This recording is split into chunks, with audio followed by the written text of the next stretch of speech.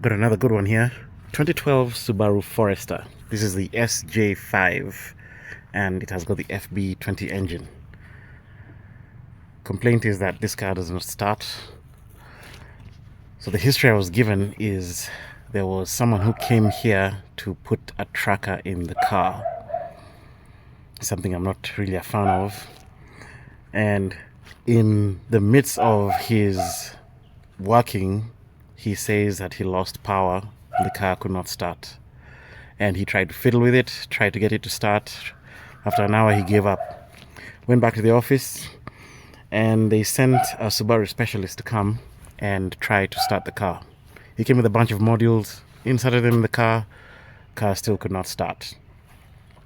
And then another technician came, tried to start the car, could not start it, and said that he needs to replace the engine computer and the body control module, I think. And also he suggested replacing the computer for the keyless entry. So that's where we are with this. Let's see what it does.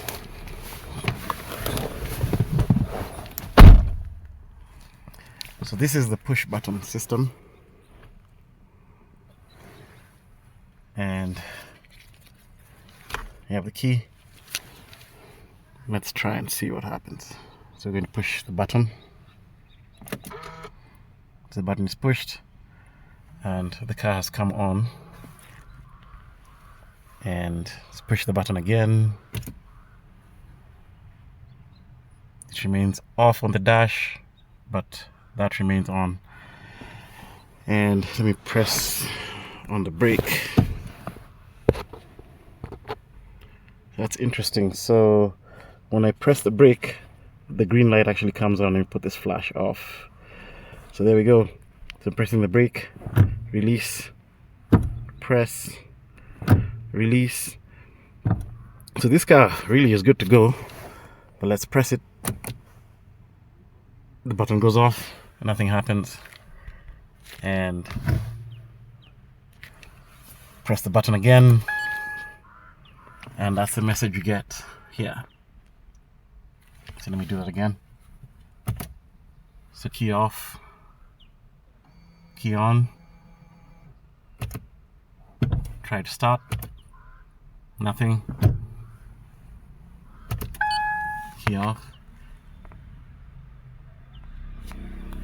All right, so it says keyless access entry system needs to be checked.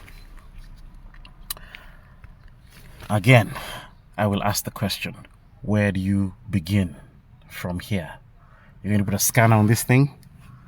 Well, this car is not powering up, so how will the scanner help you?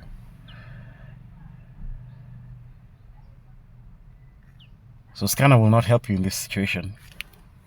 What I want to see is, how does this thing start up? I'm not familiar with the push button system.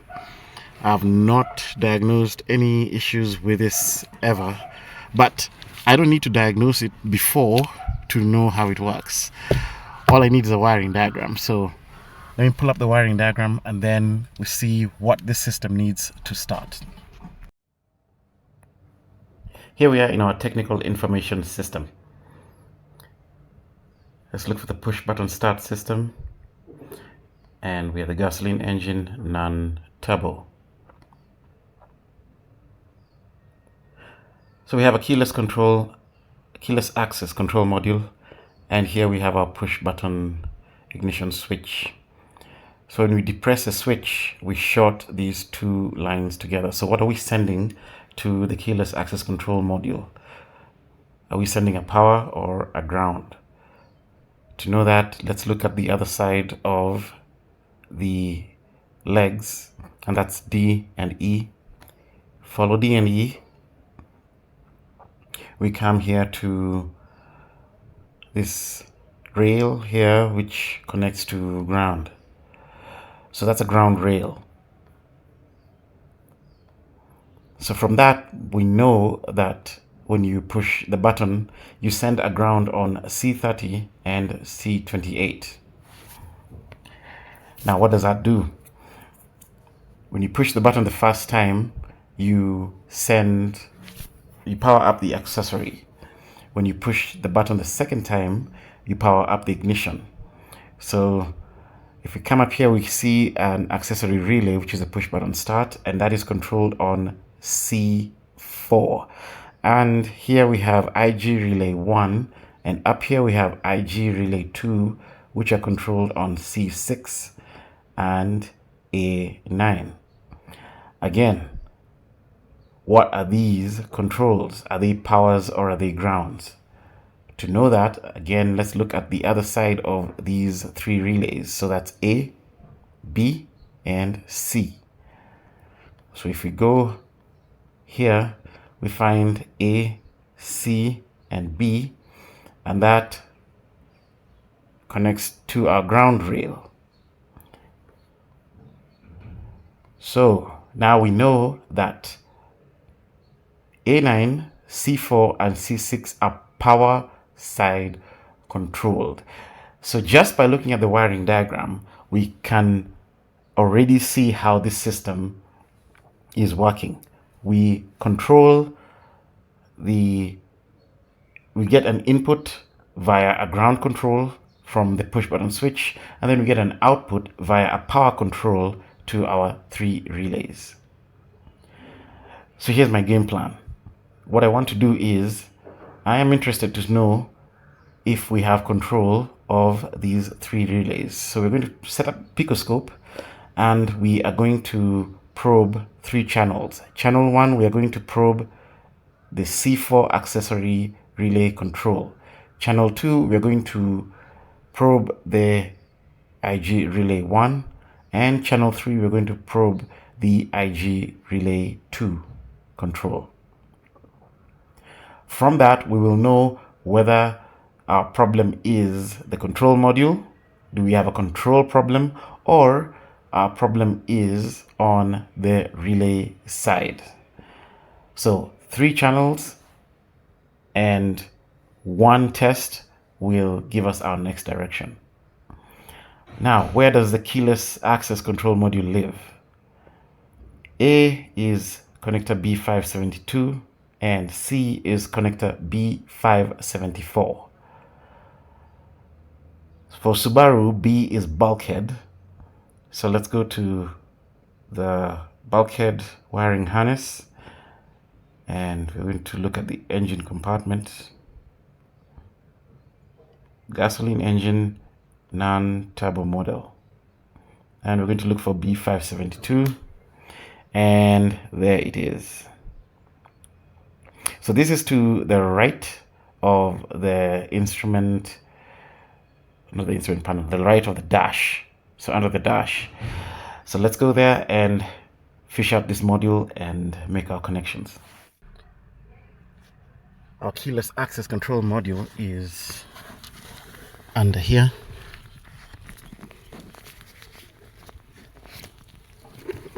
And it is right here.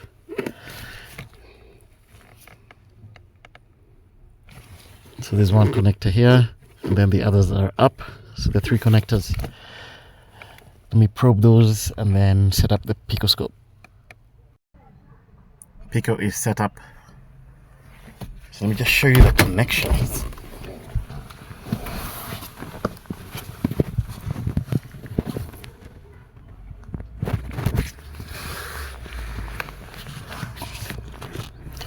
So there we are on the keyless control module. Now those 2 at the top connector were very difficult to probe, but at least we managed to probe them. So down here we have channel A, this blue, that is the accessory relay control. Channel B on the red channel is the ignition 1, IG1 relay. Channel C, ignition 2, IG2 relay control.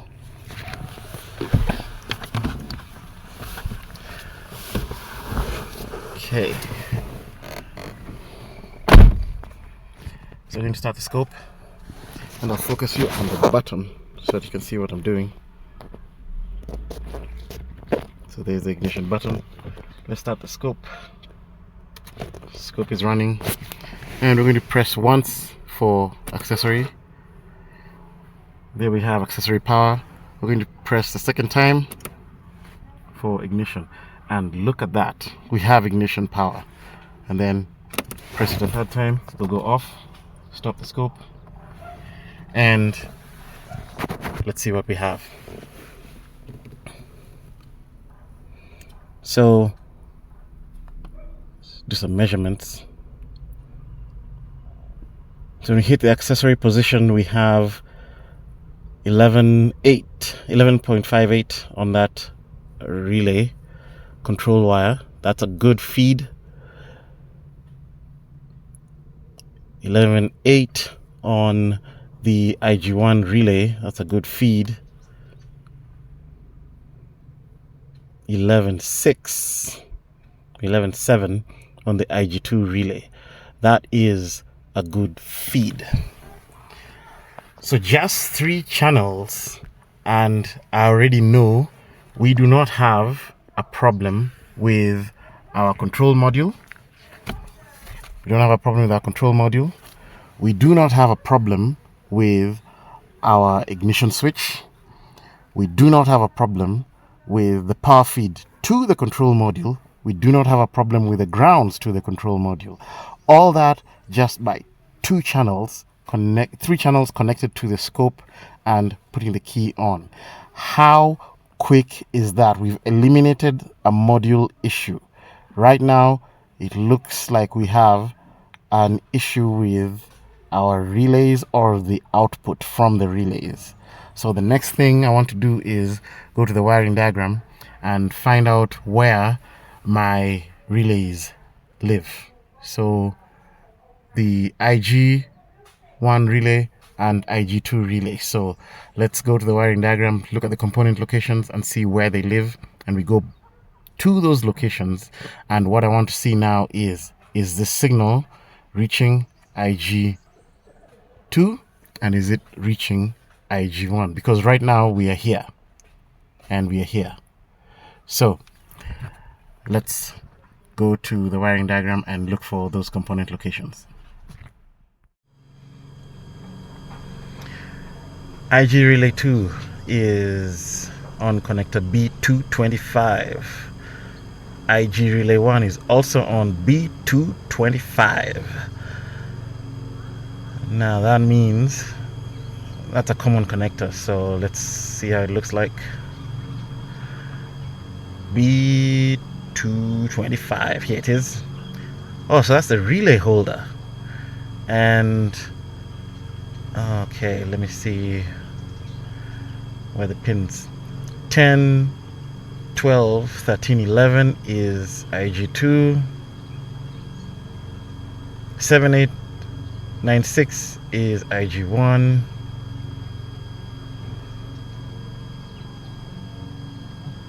10, 12, 13, 11 IG2.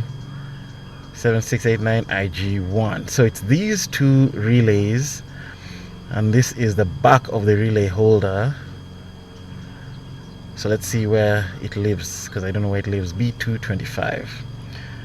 So we go back to our component location. Let's start with the diagram I had before. Oh, there it is, B225. It's either behind or next to where we were before, B572. So it's the same general location. So this place is very tight. I may need to remove a few components, like the main fuse box is in front of it. No big deal. Let's go there and see where our location is.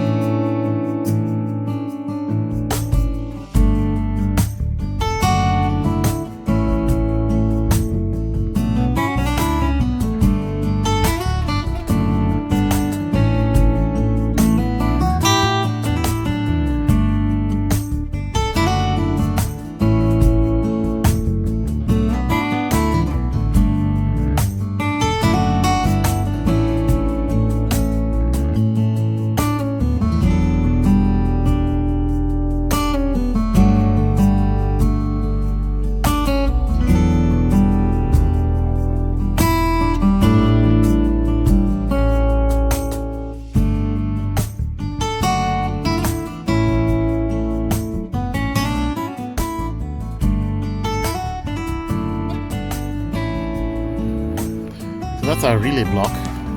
I've just loosened it out of its bracket and I've labeled that. So that's relay 1, IG relay 1, IG relay 2. And guys, you will not believe this. Check this out. That's IG relay 1.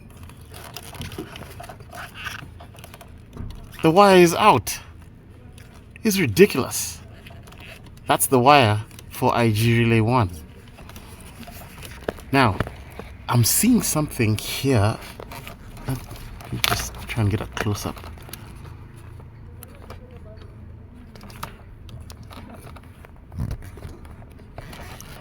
Can't really get in there really close, but it looks like the end of this was nicked off by something very sharp.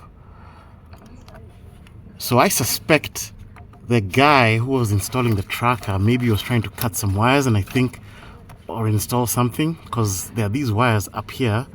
I don't know where they go to, but they're not factory because there's some factory tape here. And I think on his way in here, he inadvertently cut this wire and could not find it for some reason. Either he panicked or something, could not. But anyway, what are you looking for here? If you don't know that these are your relays, you'll not be looking here. So I honestly don't blame him. But I think he used a cutting tool and accidentally cut this wire, because this is a very clean sever. It's not showing up very well. So let me connect this back. I'm just going to bridge these two and see if our car will run, but I think this will fix the car. Look at that. It's ridiculous. And this is why I tell people not to have aftermarket wiring installed. These are the kind of things that were beginning to happen. See what he started doing? Yeah. Leave your car alone. Do not modify. If you want a tracker in your car, buy a car that has a tracker inside already, because those are already available. Don't add alarms, trackers, and all that stuff in your car, because this will inadvertently happen. So let me bridge this two and we see if this car will start. So there's the bridge. I've just pierced one side of that wire with my piercing tool, and I've probed the other side that's cut over there, and I've just looped a cable round to bridge those two together. That's it. Let's see whether this car will start. So here's our ignition switch. Let me show you the dash. So we're going to press it once. That's accessory. You press it a second time. There you go. There's our dash. It's alive. Hallelujah. That's it. It's just that one broken wire. Ignition switch is calling for the brake pedal to be depressed, so let me just quickly depress the brake pedal and start this car. So let's look at the switch. There it is, pedal depressed, and let's start.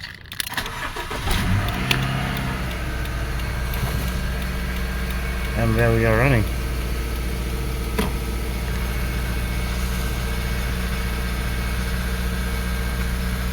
Unbelievable.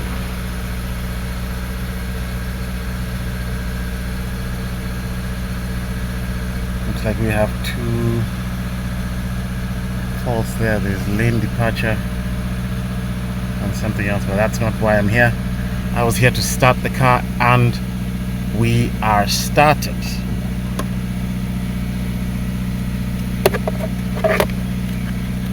So let's put the key back off.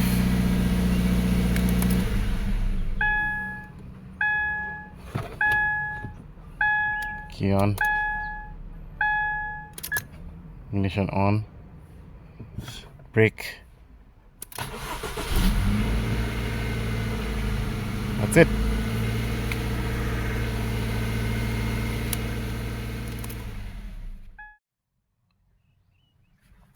That's a fix. You just have to fix that wire and this car is good to go. My work here again is done. Lesson time. Guys, we can no longer fix cars nowadays properly and reliably without wiring diagrams. We have to have good wiring diagrams, the manufacturer's wiring diagrams, and a knowledge of how to read those diagrams. I've never fixed a start-stop system. This is my first one ever. I've never had a call for this.